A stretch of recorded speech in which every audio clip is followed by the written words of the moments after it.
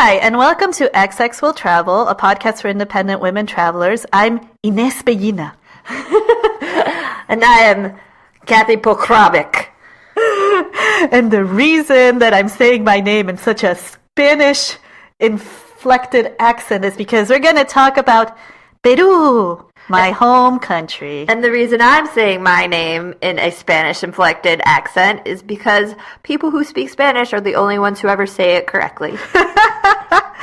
Well, it's very just phonetic, right? Pokravic. Yeah. Yeah. So, yes, we are finally going to talk about Peru and my hometown of Lima and the city of Cusco. And this is both very exciting and daunting for me because I can't separate my emotions from it. Right. Yeah. It's hard to step back. It is. And I feel like I've been avoiding it for a while, but the time has come because everyone keeps clamoring for tips. And now you have a tourist, i.e. me, and a native Peruvian, i.e. Ines. Yeah. Yeah, so we are here to give you all the perspectives you need. It's a comprehensive episode. It is. More bang for your buck. Yeah, so we're just going to cut right to the chase and get to Cusco and Machu Picchu because this is like the number one question I get ever. Kathy, I'm actually going to start with you because Kathy has done something I've never done, which is actually the Inca Trail. I've been to Machu Picchu 3 times, but they've all been, as I like to call it, in the lazy way. But Kathy has done it in the way that most tourists, I think, want to do it. So tell me a bit about your experience. Well, I actually did not do the Inca Trail. Oh, okay. My mistake. So, no. Common mistake. So first of all, there are many trails you can use to get to Machu Picchu. The Inca Trail is the most bureaucratic because they're trying to preserve it. And you need a permit, and they only give 500 permits a day. They've recently reduced the number of permits. And summer, guess what, is already sold out. Yeah. You're not going to get a permit. Sorry. However, I'm going to save your trip because I know many of you have already bought that plane ticket, and now you're panicking after hearing that. Basically, the Inca Trail requires a permit. There are stricter weight restrictions, so you can't carry as much. There are no horses allowed past a certain point on the Inca Trail. So if you have problems and you're not physically fit, you're going to end up walking. And then there are lots of stone steps, lots and lots of stone steps, which are harder on your legs and knees. So that is the cons of the Inca Trail. However, there are many, many other ways to get to Machu Picchu. And the one I did is called the Lares Trek. So the Lares Trek, there's no permit required. You don't need a guide if you're like that confident in your skills. Yeah, I'm like, I don't know, guys. I know what emergency services are like in Peru, and though they've improved considerably, I'm just gonna be uber cautious and tell you, please use a guide. I know. My friend's husband is a badass, and he like scales mountains by himself, and he wants to get to Machu Picchu and not use a guide. And I was like, well, yeah. Plus, if something does happen, the advantage of the Lares Trek is that you see lots of people. Like, you see people who actually live in that area. The disadvantage is they don't speak Spanish. They speak Quechua. Right, which has nothing to do with Spanish. So they're not going to know. They're just going to see you, like, limping in pain. Yeah. Look, this is all I'm going to say about that, is that every single week, someone on my Facebook from Peru will pop up sharing a post of some poor parent from the US or Europe desperately seeking their son, because it's almost always a son, that was last seen somewhere in one of these treks and trails, and they have no idea where they are. And I don't think, a lot of the times I don't think it's anything sketchy like, oh, they were kidnapped. I honestly think it's just they probably got hurt, but like it's a very desolate area, and Peru has a really rough geography. Yes. And so it's not really something you can do simply because you're a badass. Right. Yeah. Anywho. Right. So the Lares Trek is it goes to like one of the highest points you can get to on the commercial trails. And the weight limit is a little more than the Inca Trail. However, you still have a weight limit because either people or horses are carrying your stuff. And horses are allowed all the way up the Lares Trek, which is awesome because I went with some people who responded very badly to the altitude, and they were switched. They took turns riding the horse. If that was the Inca Trail, they probably would have had to walk back down to a point where a horse could come get them and then ride back, which sounds terrible. There are some other trails. One of the other popular ones is called the Salcane Trail, which is a little bit more rigorous than the Lares trek. And there's also, excuse my mispronunciation, the Choquequirao? Choquequirao. Yeah. Yes. You do not need a permit for this trail, and only 30 people a day visit it. It is very rigorous. But my advice to you is go now, because Peru is building a road and a cable car to get to the top. And they are aiming to increase the use of this trail to 50,000 people a year. Yeah, and Choquequirao is like another huge Incan complex ruin that was kind of like the hipster version of Machu Picchu when I was a teen, and really only intrepid people would go. And it slowly increased in popularity, but as Kathy said, this will all change very soon, and it's apparently supposed to be more impressive. I've never been, but it's definitely on my radar, although I will probably wait for the cable car, because I am that kind of person. Excellent. Yeah. As long as you know yourself. It's true. The best way to see Machu Picchu as a tourist, as I discussed before this, is that there's a luxury lodge right at the gate of Machu Picchu, which allows you unfettered access. Yeah. You can visit as many times a day as you want. Yeah, I think it's still super expensive, though. I don't even know how much the price per night is, but it's something that was definitely not accessible. But you're tired and you're gross and you walk past this luxury lodge and you're like, what am I doing with my life? Yeah. Well, in your trek that you did, how did you guys get from your trek to Machu Picchu? Okay, so it was a 4-day trek and we met in Cusco. So we met in Cusco, we went to the tour office, we had a little orientation and they picked us up, and then this had sort of a, not community service, kind of like a human service aspect, where they drove us to the hot springs. Aguascalientes? Yeah, yes. No. Or... There's another one. Okay. Its name I can't remember. But an actual hot spring, you mean? Yes. Okay. So they drove us to these hot springs, and on the way we stopped at a market and we bought groceries and we distributed those to the people along the trail, who in turn would show us their home. So they're making a living off the tourists, which is good. So from the hot springs, we started our trek, and it was, 4 days and 3 nights, and some people would call it roughing it. It was not roughing it, but it was not glamping. We slept in tents. When we got to our campsite, the tents had already been set up for us, and it was like tents, they rolled out the sleeping bags, and they left a bowl of hot water so we could wash up. So it wasn't maybe that's roughing it for some people. I don't know. For me, I was like, meh, this is better than I could do by myself. Right. And there was a food tent, a cooking tent, and the food was amazing. The stuff that they can do with minimal facilities is awesome. And there were porta potties at some of the sites. That was going to be my follow-up question. Tell me about the bathroom situation. I will say that altitude sickness affects people differently, some of them digestively. So the porta potties were a hit or miss. Okay. I went in early May, which is right when the tourist season is just beginning. It was a good time to go, but that's also when rainy season is just ending. Yeah. So it was cheaper, and there were fewer people on the trail, but we did have to have our rain gear. Yeah. So I have some tips. Tips for Machu Picchu. Oh, for Machu Picchu. Yeah. Let's hear 'em. All right. So number 1 is plan in advance. Like I said, it's February now. All the permits are sold out for the summer for the Inca Trail. You could probably still trek someplace else. Number 2, get there early to acclimate, because altitude sickness is real and it's going to take you. A lot of people, we did not stop in Lima. We went straight to Cusco. A lot of people stop in Lima because it's a lower altitude than Cusco, and they spend a day and kind of work their way up to Cusco. We did not, and it was very hard to breathe at some points.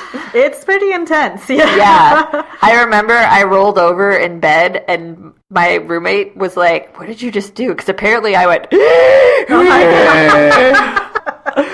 But I have no memory of it. Oh my God. Yeah. I did it on a bus too, and I was like, I think I was squishing one of my lungs and it just inflated. Yeah. Man, who knows what effect you had that had on you. Maybe all memories of first grade are now gone. I know. because oxygen was literally being cut off from my brain. Yeah. And our guide was like running and trotting ahead of us, and he'd like come back and then run a mile ahead. He'd be like, "That's because I'm Incan and we are scientifically proven to have more red blood cells than you." And I was like, "Oh." Yeah, I will say for altitude sickness, coca leaf tea is like a lifesaver. Yes. Just keep drinking that sweet, sweet tea. And it hydrates you too. So Yeah. that's because altitude sickness is worse when you are not hydrated, which is often the case when you get off a long flight. The next tip I have is to follow the packing list that is given to you if you are on a guided tour. If they put it on the list, it is there for a reason. Case in point, waterproof gloves. My friend did not get them. She decided to get some wool gloves at a local market. Guess what? Wool gets wet, and up there, stuff never dries. So get some waterproof gloves, or like just follow their list to the letter. Leave the tags on, return it if you don't use it. Number 4, train. I ran the stairs in my office building and dodged security cameras because technically that's a liability. And then I did a lot of time on the stair stepper, and I felt like I was still exhausted when I got there, but compared to other people who hadn't put in the effort, like I was in pretty good shape. Leave your luggage at the hotel, like in Cusco, because this is such a common thing. A lot of hotels will let you leave your luggage there, your giant luggage, and just take what you need and come back and get it. The next tip is to plan how much time you want to spend at the site. I personally did not get to spend as much time as I wanted, and I was really bummed because I'm probably not going to go there again. And part of it was because my friend disappeared and we were waiting for her and she didn't tell us she was already done. So how long were you there? An hour or two. Oh, really? And then we did Machu Picchu. Yeah. Which is a very scary, they call it the Stairs of Death. Would not have done that. I'm just putting that out there. And you hike, and it's not America or Europe, so there are no railings, there are no signs. It is very slippery. We watched many people hop around like mountain goats, and we were like sliding down stairs on our butt on purpose because we didn't want to die. There's climbing, like you climb a ladder, and there's a hole at the top, and it's like you get to the top, and there's sheer rock. Oh, man. And at one point, I was like, I can't do this. But we did eventually get to the top, but it was super scary. If you have any fear of heights, this is not the place to conquer it. Like, conquer it someplace with a railing where you're going to feel like at least you have some sort of safety. I'm actually really impressed. Like, that was super brave of you because I think every year there's some tourist that dies from Machu Picchu. Yeah. And as someone who is not super confident, 1, in my athletic skills, 2, in my ability to not panic under stress. Like, every single time Machu Picchu has been proposed to me, I'm just like, I'm going to journal in Machu Picchu while you guys risk death. Right. If you Google Stairs of Death, there are people who have filmed themselves going up Machu Picchu on YouTube, and it is real scary. The views are gorgeous. Yeah. The views are amazing, but, life is amazing too. And if you value yours and you're not super confident, maybe just walk around a little more. Right. Finally, a lot of tours offer, you'll trek for a couple days, and then at sunrise, you'll get up and you'll trek through the sun gate. And it sounds amazing. It sounds so awesome. But the people who I've spoken to, because you're up at 4 a.m. after probably not getting too great of sleep because you've been camping and hiking all day, everyone I've talked to was like, I was so tired. I was so dirty. It was the last place I wanted to be. So think about how you will feel at 4 a.m. after 3 days of hiking. Yeah. We hiked to Aguascalientes, which is the town nearest to Machu Picchu. We stayed in a hotel. We were able to take showers. We slept in beds. And then we took the bus up to the actual site, which is like, I was really glad we did that. Yeah. Because whatever, you want to be in good shape and not gross and tired when you're seeing this, because you're probably never going to go back unless you're Ines. Right. And you've been several times. Yeah. I'm always wary a bit of those like sunrise or sunset kind of tours because even though I understand that the light is probably amazing, I'm really worried about the amount of people there because then maybe it's not as beautiful as it could be simply because you're like with 500 other people watching it all. Right. It's like at Cambodia, at Angkor Wat. Yeah. Like sunrise is a big thing, and I'm glad I did it, but at the same time, There was a lot of people, jockeying for position, too. Just keep that in mind, especially if you're thinking you're going to do it for the gram. Yeah, I don't think you're going to get that pristine Machu Picchu is completely empty shot. I don't think so either. The lazy way of going to Machu Picchu, as I like to call it, has... Honestly, it took me a very long time to figure out how to do this now in this day and age, because I've been there 3 times. But this was either before the Peruvian tourism boom or right as the Peruvian tourism boom was starting, which means that I could kind of wing it. So the first time I went was with an organized tour during my high school senior trip. So that was all taken care of. Basically we went in the fancy tourist train to Aguascalientes. From there we took the bus up to Machu Picchu. Boom, there it's done. The second time I did it was with friends, Peruvian friends, when I was 19 years old. And this time around, we took the commuter train that only Peruvians can go on. And it's quite the experience because you're there with all the farmers, which means that there's chickens and goats and produce. Lined everywhere, and sometimes group of school kids. So that is the true Peruvian experience, but you really only get to do it if you're from Peru. And from there, it was the same thing, train to Aguascalientes, took the bus, and bought the tickets right there at the gate. And the last time I did it was with my ex, so we took the fancy tourist train, and pretty much the same thing. It's always been the same route, to Aguascalientes. And again, it was still at a time when we could buy tickets right at the gate. Over the years, this has gotten more and more increasingly difficult, even if you just want to go there for a day. And it seemed like everyone in Peru that I talked to had different opinions of how you could get it done. There was a lot of I think there's a booth somewhere in Plaza de Armas, where it's I have a guy. The amount of Peruvians telling me I have a guy, I'm excellent. And then I would ask them, well, give me the guy's website. And they're he only works by phone. And I'm dudes, we're 2018. This guy should have a website. And anyways, this is my own thing. But I did have a friend, Carissa, who went to Peru recently. And she actually did not want to do any of the trekkings or the trails because she was there for a limited amount of time. She's not super sporty. And she's I just want to go there for a day. So I asked her how she did it. And her response was, I paid all the money. All the money. Basically, she had her hotel set it up. Now, the reason she found this costly was because I think it cost $385 per person, which I honestly can't tell you if that's super expensive or not because I no longer have any frame of reference. I think that is pretty expensive. But it sounds expensive. For a day. Yeah. Because I think we paid $500, $600 for 4. Yeah. And I have heard, at least with tours, there are tours now that are it seems like the average is $700 to $1,000, but then again, you're on a tour, you're on a multi-day tour. I can see that being a reasonable cost. So the hotel basically arranged for a guy to pick them up there, drive them to the town of Ollantaytambo, where they took the train to Aguascalientes, from Aguascalientes the bus, and then they got into Machu Picchu. And she told me that the hotel made it so that the hotel bought all the tickets, so they gave her this huge folder.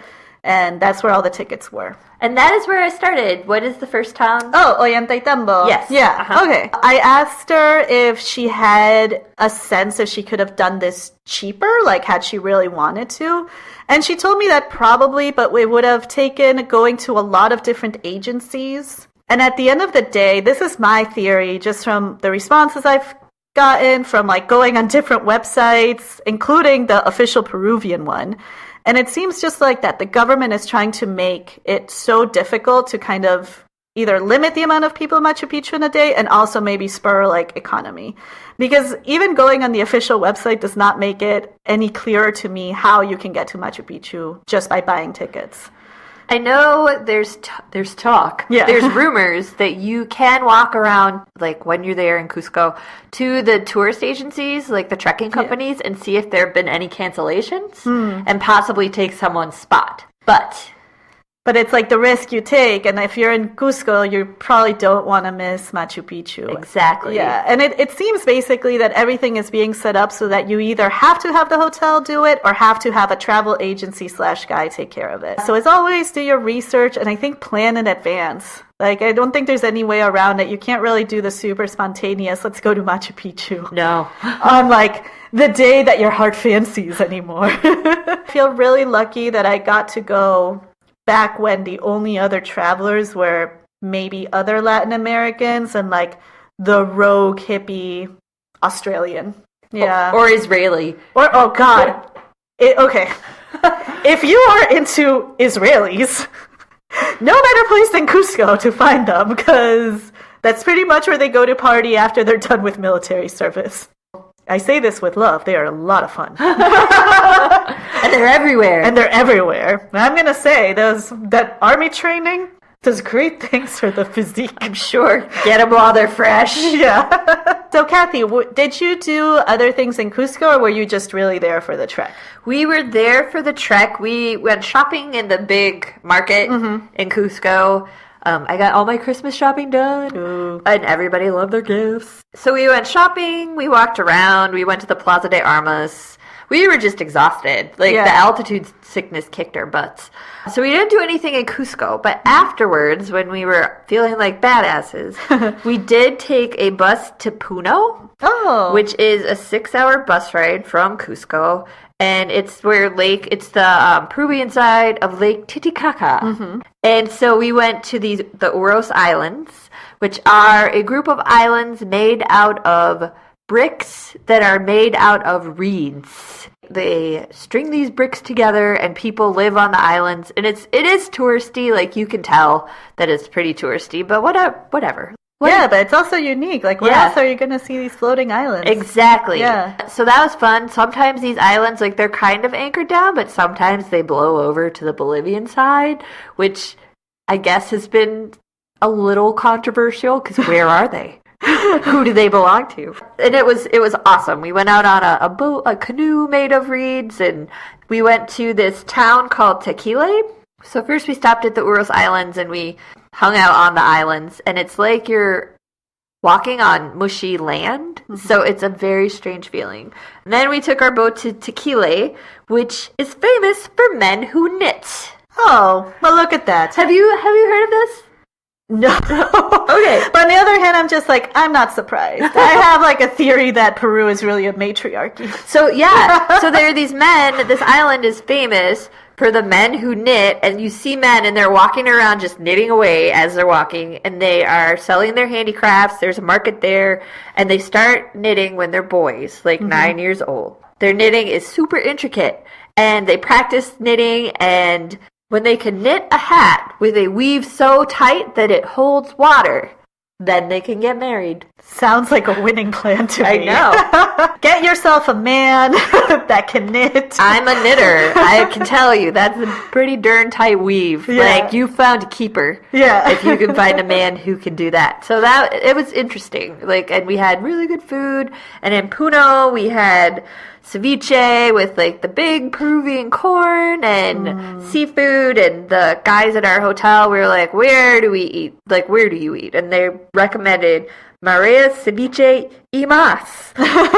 And we were the only, like, maybe it was the time of year. Maybe it does get really touristy. I don't know. But we were the only, like, gringos in the building, and it was delicious. And they do have picture menus, which makes me suspect that it can get pretty touristy. But there's nothing like ceviche and rice and a cold beer after a day of touristing. The favorite picture I have of my dad is him on kind of, what is it, like a social work trip to the floating islands in Puno. He like went there while he was studying to become a diplomat. Like every year they had to go and kind of do like humanitarian work in different areas of Peru. And he's basically dressed as like a late 1960s Latin American revolutionary stereotype, okay? He has like flared bell bottoms, a little like wool sweater, a beret, and long hair. He honestly looks like the Che Guevara, which I find hilarious because my dad has always been an anti-communist. Like, he is very, very much about the free market. But if you look look at him, like, and you know, if you look at him and I told you, like, this man fought for Cuba, you would believe it. But that is my favorite photograph of my dad of all time. I've never been to Puno, but it is very, like, a very typical kind of pairing, like Cusco and Puno, and everyone I've heard who's been there thinks it's, like, mind-blowing. It's very cool. You don't need longer than a day. But as for Cusco, if you want to make more of your stay besides Machu Picchu, like, Cusco is honestly one of my favorite cities in the world, and one other thing I think that is important to realize is that the seat of the Incan Empire wasn't Machu Picchu. That was actually just a summer home. It was Cusco. It's like the longest running continuously inhabited city in the Western Hemisphere. Wow. Yeah. What the Spaniards did when they came to Cusco was basically they saw all these different temples and like government buildings and just constructed over them to kind of claim their power. But it makes it for really interesting historical architecture because if you go to the cathedral, it's a beautiful, stunning representation of 16th century viceroyal art. I won't get into that. But it was also like built on the same area as Temple of the Sun. So it has some of that, you know, and kind of see this all over. Like you can go see Coricancha, which also used to be the seat of the emperor. You can go see like the Santo Domingo convent also has a mix of Spanish architecture with Incan architecture. So you can like totally geek out on all of those connections. And like the Plaza de Armas, as Kathy mentioned, is fun. I love the San Blas neighborhood in Cusco because it's super artsy-fartsy. That's kind of where you get all the art galleries and the different, very bougie, like artisanal type of dresses and jewelries and things like that. And there's a whole host of different ruins outside of Cusco too that you can take like on a day tour, like Sacsayhuaman, which was one of the Incan fortresses. There's also Tambo Machay and Genco. And a lot, like one of the really popular bus tours is also just a bus tour of like the Sacred Valley of the Incas. We did it. Oh, yeah. Yeah, there you go. You see the Mara's salt pans, which are like, if you want to talk artisanal and organic. I know. People pluck the salt from the earth and sell it to you, which was really cool. Just like I'd never seen a salt pan before. Yeah. And we went to More, which are terraced ruins. Ooh. So I don't even know how to explain it. You're standing in a big circle and is it up? You climb up, yeah. And they're like concentric circles. Yes. And they think it was for agriculture, like, and every level is a different temperature depending on how high you are or how low you are. And so they think that was how they tested, like, well, where does this corn grow best? Like this temperature or this temperature higher up? And it's really cool to run around and play just because it's such a unique landscape. It really is. And when we went on our senior high school trip, like we just took a bus tour of Sacred Valley of the Incas and kind of stopped in a bunch of ruins. We didn't do that one. But we did get to see Las Terrazas, which are, you'll see that the mountains, they've like kind of carved in like different terraces. And that was supposed to be also agricultural, where they would grow different produce and different plants depending on the terrace. Like it was a very sophisticated civilization. Like, they knew what the hell they were doing. And then the Spaniards came and they tried to implement their own agricultural techniques, which other than the coast kind of ended up failing in the mountains. And it's like now starting once again to come back to the traditional methods because like these people had been doing it for millennia and they knew what they were doing. Guess what? It's not Spain. Right. You can't use the same stuff. Just can't do it. The Incan civilization is just fascinating. What was the one on the 52 places, the New York Times list? Oh, Cuelap. But that is up north. Okay. Up north of Peru. And believe me, I will get into all the other places you should visit in Peru at the end of the episode. Yay! Oh, but in terms of trek, just one last thing to wrap up kind of things. Ooh, you can see in Cusco, it's come to my attention that going to the Rainbow Mountain has become all the rage. I don't exactly know what that entails. There's a mountain in the Andes near Cusco that looks like a rainbow because it's of different colors. The scales are different colors. And it's become really trendy to go and do hikes around there. I don't know how long they are. I don't know exactly what it entails, but something to look into. Because it's that new. Yeah. It's that new, but I'm also sure it must like be very Instagram. I think Kathy mentioned what to pack a bit, and I think it's important to talk about weather considerations. Oh, yes. Yeah. Because it's up in the mountains, so as Kathy mentioned, there's like a divide between rainy season and dry season, and that's kind of what's going to determine more what the temperature is going to be like than any sort of month. And because it's so high up, like it can go to extremes. Like it can be really hot during the day, but then super cold at night. Layers. Yes. Layers, layers, layers. And in terms of restaurant and food recommendations, I was so cracked out on altitude that I don't remember. I know that everybody's like, try the guinea pig. I did not try the guinea pig. I did try the lomo saltado with alpaca meat. oh, okay. Yes. Yeah, with alpaca meat. So here's the thing on guinea pig. I almost want to say it's what tourists eat. Because who's going to eat a guinea pig? Well, it used to be the ceremonial thing in the Andes. Like, it was something that you would bring out to special occasions, and that's kind of where the guinea pig would come out. But it's not something that, like, people in Cusco would eat on a daily basis, and it was not something that the coastal region really had as a sort of daily dish. And since me being from Lima, I had never had guinea pig in my life until I was an adult. As with anything, it tastes like chicken. No, I mean, it kind of tastes a little bit like pork, depending on how it's made, honestly. I didn't go nuts for it. If you want to, like, do it to say, like, to eat it just so you can say you did, that's fine. But it wouldn't be my number one recommendation of Peruvian food. It's not like you have to do this or else you haven't experienced Peru. No, that's ceviche. Yeah. For many, it is ceviche. I am partial to lomo saltado. Yes. That is my number one obsession. But in terms of food recommendations in Cusco, one of my favorite places is Chicholina, which is an Italian-Peruvian restaurant. It's really, really nice pasta. People go crazy for chicha, which is kind of Gaston Acurio's like big outpost in Cusco. You can get really good like fruit juices in the market, in the central market. What about the restaurant that's in a museum in Cusco? Crap, that restaurant in the museum is freaking amazing. Yeah, my friends didn't want to go. Why? Like long pause. Because sad face. Because Why? to some people, things like that are not as important as to others. Oh man, no, I can't even remember the name of that, but I went to it and it was really, really, really good. Food in Cusco has improved immensely since the first time I went there. It honestly used to be like a backwater, but now with the tourist boom, it's gone way, way up.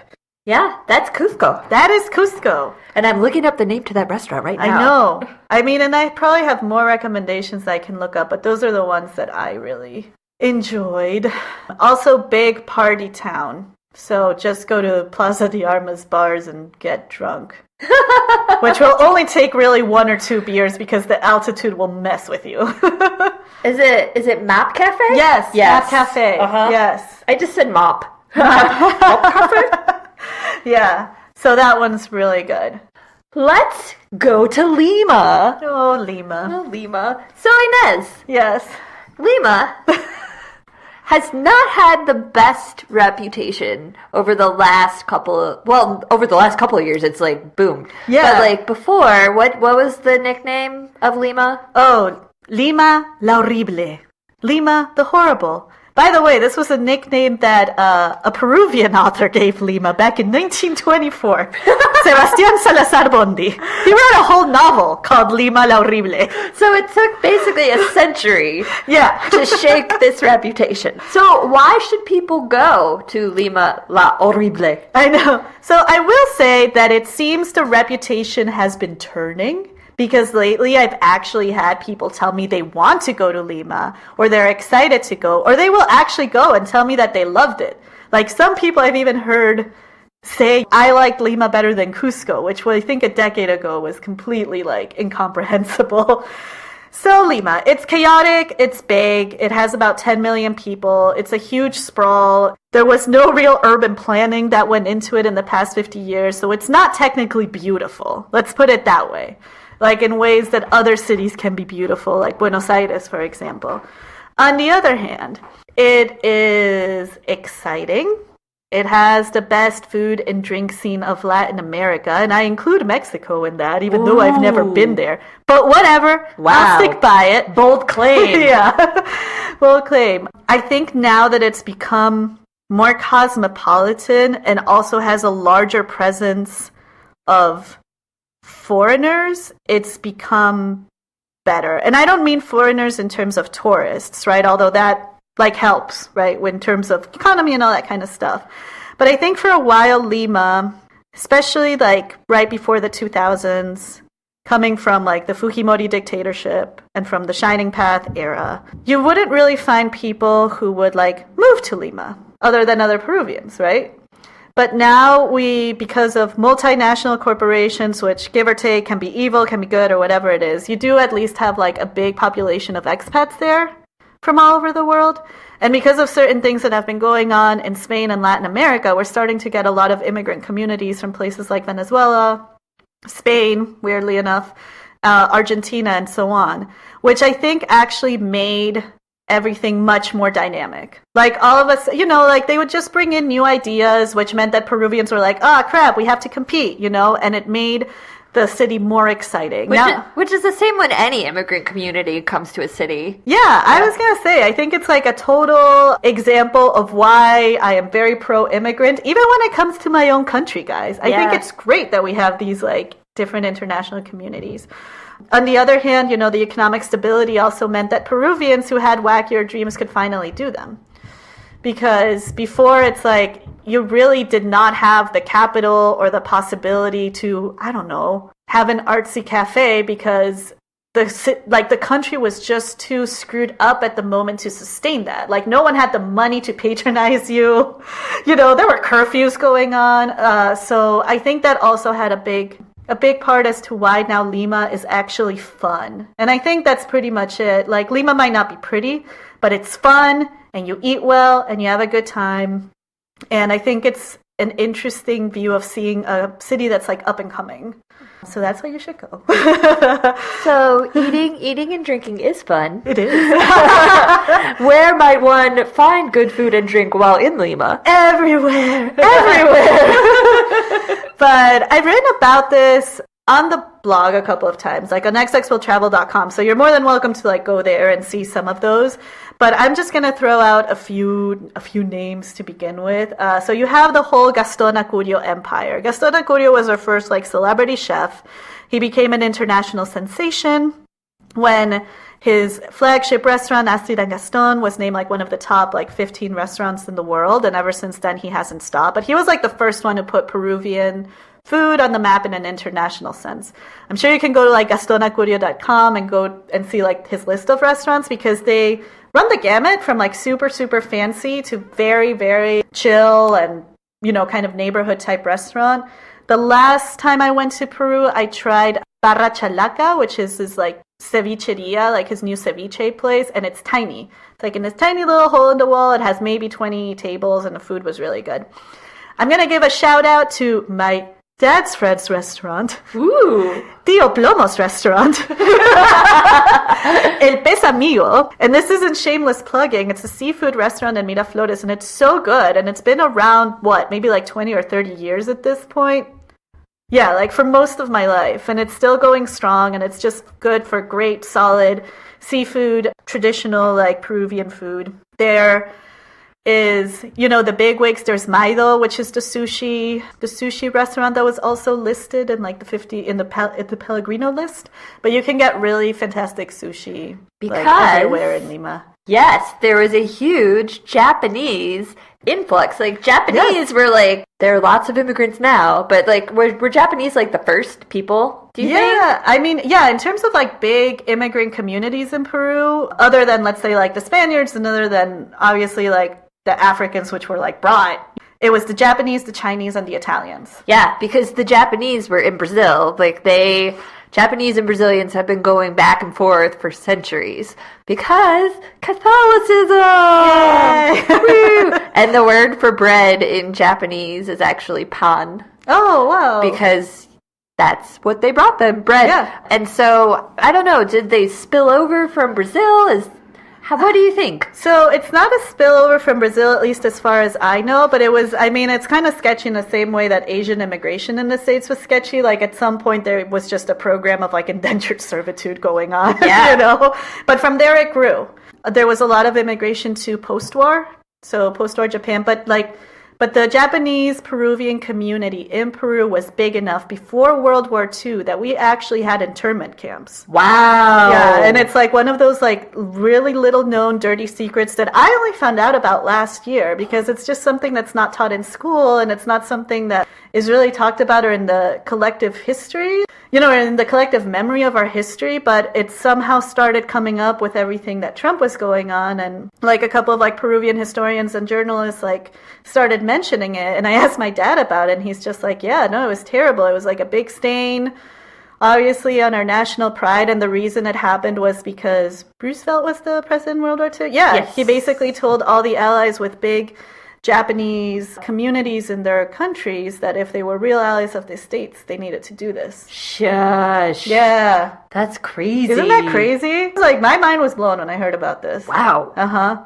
And then there's a whole other thing because one of my mom's uncles was a Japanese Peruvian. I think he passed away, so he actually like had to end up like going in hiding so he wouldn't be put in an internment camp. Yeah. Wow. Yeah. The dark side. The dark side of Peru. Right? Oh man, yeah, you can find Peruvian and Brazilian communities all over Japan too. Yeah, and one of my haziest, most fun conversations I've ever had in a bar was with this guy who's half Japanese and half Peruvian, and I was very drunk, and we spoke what sounded to me the perfect blend of Japanese Spanish. Yeah. And I was like, I don't know what is going on here. And he's like, I understand you perfectly. Right. And I was like, okay. So anyways, that was a nice little segue, but back to food. Sorry, I find it interesting, like how you can find amazing sushi in Peru and Brazil, and like that's why. We even have a term for it, like we call it like comida Nikkei, like Nikkei food, you know, like that Japanese Peruvian food or the Japanese influence in our own Peruvian food, which you can also find. There's also chifas, which is Chinese Peruvian food, which is slightly different from kind of the Chinese food you can find everywhere else. God damn it. I always get like what is it called? Lady boner? A lady boner for it. And it's really hard. It's really hard to get my lady boner off because it's not the same as just Chinese food. Like I need like chifa, you know? And then a couple of my favorite spots for sandwiches is San Antonio. I tried the butifarra, which is a very typical Peruvian sandwich. If you want fast food, I highly recommend Pardo's chicken, which is Peruvian rotisserie chicken, also dubbed chicken on crack. Lots of pisco bars. Man, I should have written them all down because now they're all like, But yeah, go to the pisco bars in Peru and try all of them. Yeah, man, maybe I'll just put up a list at some point. Yeah. So yes, go for the food and bar scene. I tell people that are even like hesitant to go to Lima, I'm just like, well, at least just go for like 2 or 3 days and eat and drink. Like if you don't want to see sights, cool. Go to the beach. Go to the beach. Yeah, there's a beach right there.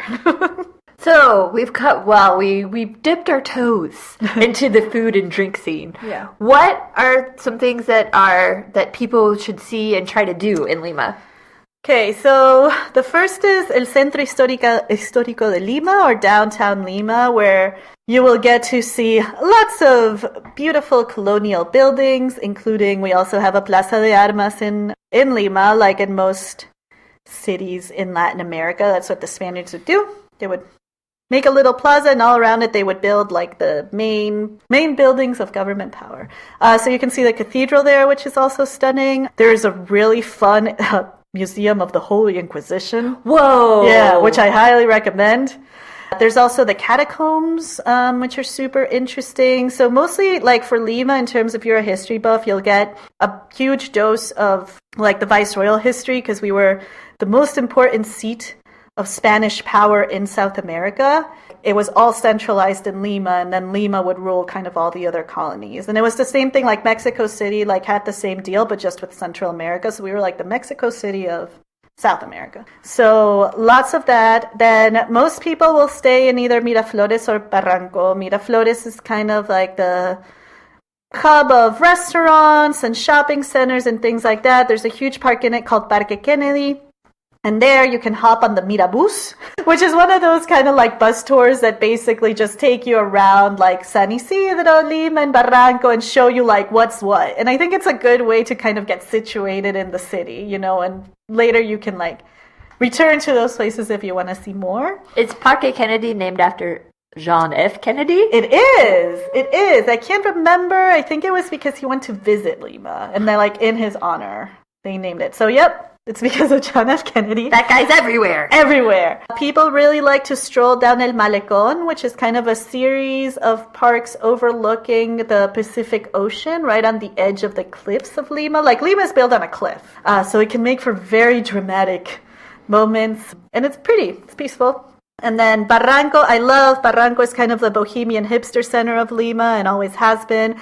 And they're actually one of the few neighborhoods that has preserved like the old colonial architecture, turn of the century kind of 1920s architecture there, which makes it very picturesque.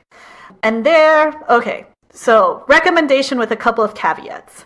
I realize that Mario Testino has recently been accused of sexual harassment. Like everybody. Like everyone else. Whatever your leanings are as to how to protest that, take this with a grain of salt. But Mario Testino is from Peru, and he has a whole museum dedicated to his art, which actually was very beautiful.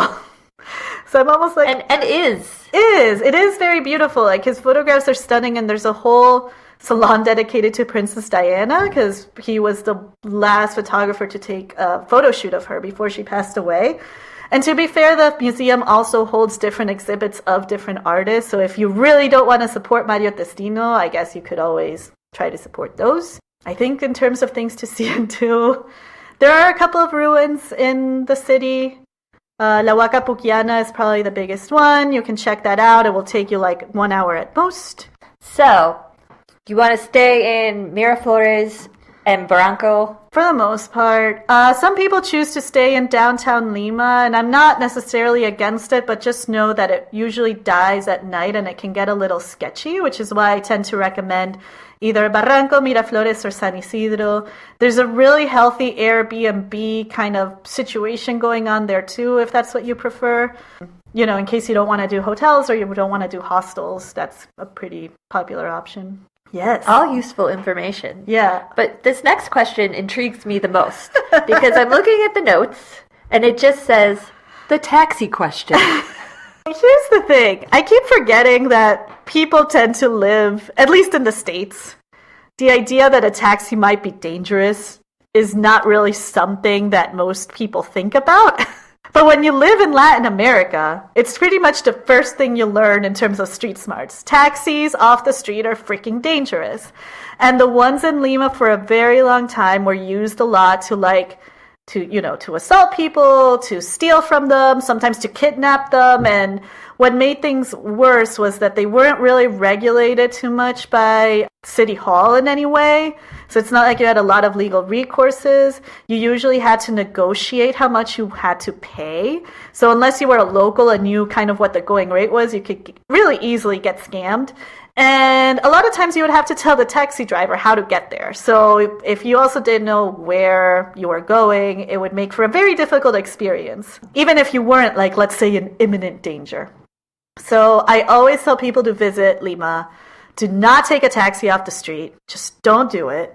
If you're in a hotel or a hostel, they'll usually have the number of a good taxi company or like a guy that they trust. And in this case, you can trust their guy because it wouldn't be worth it to them to send someone sketchy. You know, that reflects badly on them. That's what they say in Mexico City, too. Yeah. It's like to walk up to a hotel and take a taxi from there. Yeah. And on the other hand, though, like Uber is now in Lima and it's pretty widespread. And I think a lot of other ride-sharing services have also popped up. And I think the reason why those are seen as a safer option is, one, you have the GPS. So if the guy all of a sudden starts taking another direction, you can like do something about that. I think too, it's just like the idea, I think they're more heavily vetted, which I know is the opposite of what goes on in the States, right? Like here, anyone with a pulse can be an Uber driver. Right. Fax me your driver's license. Right. And you're driving. But I'm getting the feeling that in Latin America, or at least in Peru, because they knew they were going into a market that was way more suspicious, they ended up highly vetting the people that would drive for them. And those Uber drivers, like, are fancy. Like, they'll show up in a freaking suit and tie, offering you mints and bottles of water. Wow. So it's like a very different experience. And I think there's others that have also come up. So you can, again, you might want to ask like a hotel, a place you're staying, like, is there an app you recommend? Good. So, yeah. Good advice. The taxi question. The taxi question. Answered. Yeah. So any more comments about Lima? Besides the fact that it's the best city. And you should all go there. Well, I mean, my love for it has grown the longer I don't live in it, which I think says something. One, that probably if I lived there, I would be tired of it, like a lot of people are when they live anywhere. And it's also my hometown, so it's a complicated feeling, right? We all like grow up wanting to escape it. But on the other hand, every time I go, it changes, and it usually changes for the better. The traffic is horrible. Maybe that's the only thing I would say. Like, it makes moving around quickly really difficult, which is, don't try to be a badass and stay somewhere so you can get a local feel. Because that will probably just mean that you're like sitting in a car for an hour and a half. Like, there's no point. It's your vacation. Do what the tourists do and just like stay in the places I mentioned. Right. And if it makes you feel any better, my family actually lives in San Isidro or has lived in Miraflores their whole life. So stop by. Yeah, exactly. Stop by. It's my neighborhood. I'm inviting you to my place. Yeah, I don't know. It's nice to see that it's getting love. I will say that. After so many years of it being like, I didn't even want to stop in Lima. Boo. Boo. So these notes are very colorful, like that I'm reading. More colorful than usual. And I'll read this one. Other places to see in Peru / Inez's desperate attempt to get people to see other places in Peru, including the beaches up north, historic Arequipa, the jungle, other mountain treks, etc. Would you care to elaborate? Well, I just think there's so much to see and do in my country.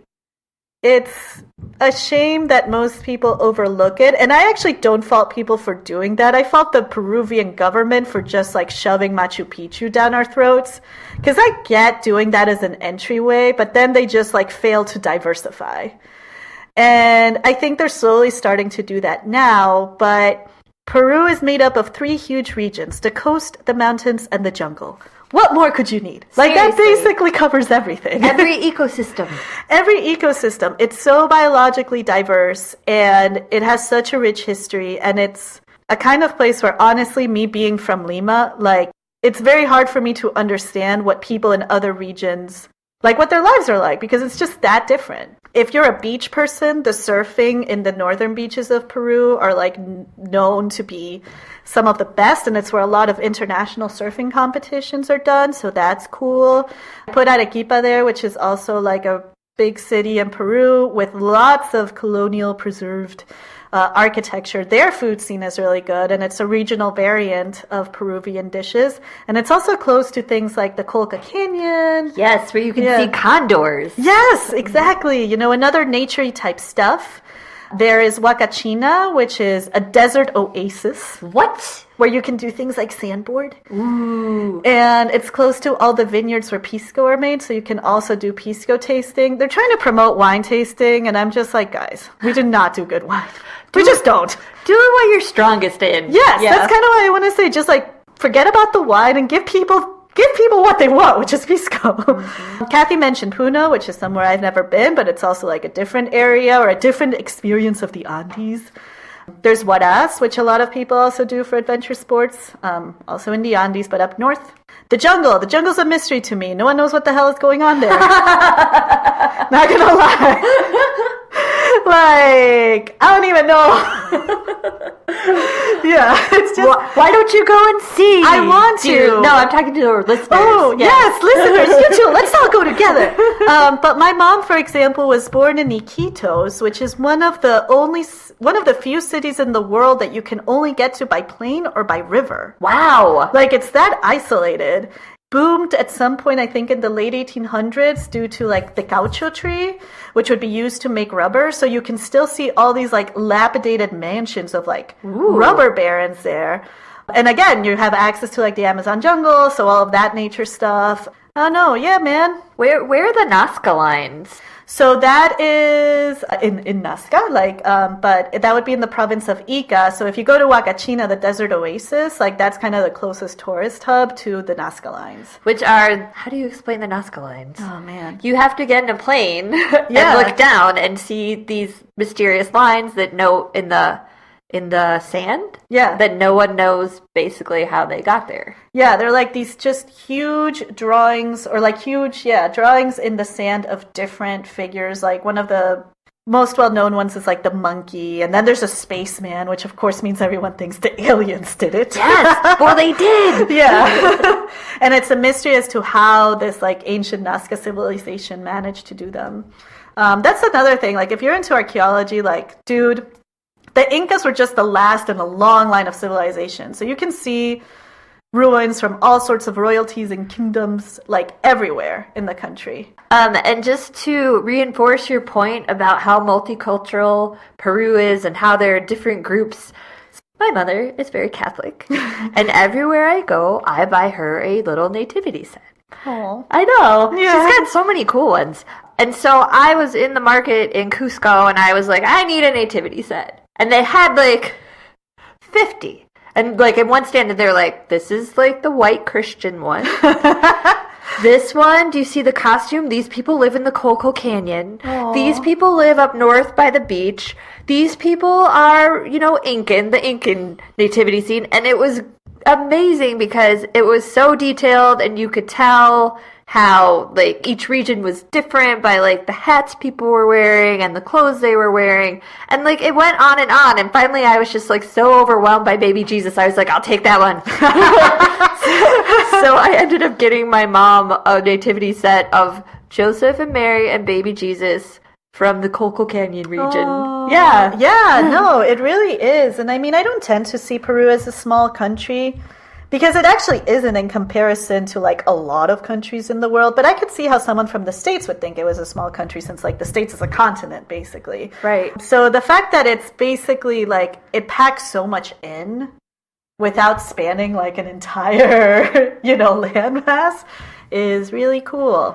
Yeah, I met some guy in Puno, Peru, like, LAN Airlines had some special where, like, you flew to Cusco for, like, $500, and then you could add interconnecting city flights for, like, $25 per city, and he was going all over Peru and telling me all the stuff he was seeing, and it made me so sad because I was like, I only have a week, and it takes me a week to do Machu Picchu, and then I have to go home, but, like, and I see beach pictures, like some of my more adventurous friends are posting their beach pictures from Lima. Yeah. Before they go and do Machu Picchu. I feel like there's so much to see there, like so much crazy different stuff. There is, and to be fair, like I haven't really explored it the way I should. And I think at first it was just like the youthful, the youthful arrogance of like, ugh, I want to see the world, know? So I didn't like take advantage of it when I lived there. And now that I've like lived away from it for so long, what ends up happening is that the few times I go, it's to visit my family, and I feel guilty leaving my parents behind when I know they only get to see me a couple of times a year, if that. So I've made like the awful sin of not having explored my country enough. But now I'm getting to that point where I really want to. Yeah. Where I actually want to make the effort of seeing all these places I keep telling people about. But then they'll ask me like, great, what do you recommend? I'm like, well, I've never been. And then my like whole, argument is completely like depleted, But I feel like that's universal. Like I don't feel like the French youth are like, oh, I'm going to go to Bordeaux this week, this time, and then we're going to go to the Loire Valley. I feel like that is like inherent of us as the youthful, we're youthful to like get out and do other stuff. Like now I'm like, I want to see all the national parks, which I could have been seeing this whole time. Yeah. So. Yeah, it's true. It's a very universal reaction though. It does make me remember this argument I once had with my dad. This was, I think, maybe when I was 20 or 21, and I was thinking of what I wanted to do after I graduated college, and I was looking up the Peace Corps because I thought it was open to everyone, seeing as it was a UN thing, but it was really only open to U.S. citizens and residents. And I remember telling my dad and being like, ugh, this freaking sucks, like, this blows because all I wanted to do was like travel and help people. And I remember him turning to me and being like, if you want to travel and help people, there's more than enough Peruvians that could use your help. And of course I did the whole like, you don't get it, Dad. Old man. Yeah, but he was right. Yeah. You know, so that is something that I need to make up for. All right. So yeah, that's Peru. Excellent. I feel like there's so much more, though. Yeah. Like, we've only scratched the surface. Yes. And more of you are going. So if you're going, let us know. Like, tag your pictures with the hashtag XXWillTravel. Send us your thoughts. Yeah. Inez has a list for Lima. Yeah. That she sent to me that would have been like, I'm disappointed I didn't get to use it, but Yeah, it's true. And you know, I looked it up because it was actually a list from my wedding website, and because my wedding took place so long ago, it's actually no longer there. No. Yeah, like the link is gone. Well, it's time to start a new list. It is. Yeah. So if you have questions or want to talk to us, we welcome your comments. You can find us on the web at xxwilltravel.com, on Instagram and Twitter at xxwilltravel, on Facebook, xxwilltravel. And big news, we have a Facebook group now. Yay. Woo! And if you look at it, it might not look like there are many people in it yet because there aren't. So But we'll start promoting it more soon, starting right now. So join in. We'll start being active. We'll start posting discussion questions and fun facts and other tips. because we need people to talk to before we can start doing things. Yeah. We also have a newsletter. You can sign up for that on our website. And that's it for now. Go to Peru or go somewhere. Go forth and travel.